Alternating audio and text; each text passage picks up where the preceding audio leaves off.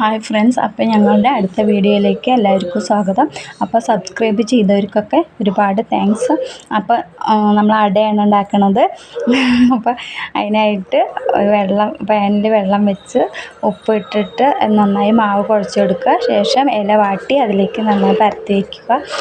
കനമില്ലാണ്ട് പരത്തണേ.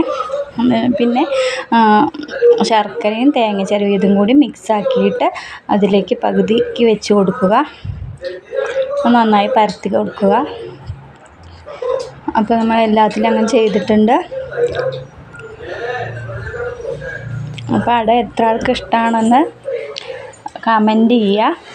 Like ചെയ്യാനും subscribe ചെയ്യാനും മറക്കരുത്. അപ്പോൾ നമ്മളതൊക്കെ എല്ലാം പരത്തിയിട്ടുണ്ട്. എന്നിട്ട് നമ്മളൊരു ഇഡ്ഡലി പാത്രത്തിൽ വെള്ളം വെച്ച് തിളച്ച ശേഷം അതിലേക്ക് തട്ട് വെച്ച് അതിൻ്റെ മീതെ അടുക്കി കൊടുക്കുക. അപ്പോൾ ഒരു 10-20 മിനിറ്റ് ആകുമ്പോഴേക്കും നമ്മുടെ അട വെന്ത് വന്നിട്ടുണ്ട്. അപ്പോൾ ഇത് നമുക്ക് കുട്ടികളെല്ലാം വരുമ്പോഴേക്കൊക്കെ ഒരു 4 മണി പലഹാരമായിട്ടൊക്കെ ഉണ്ടാക്കാം. അപ്പോൾ ബൈ.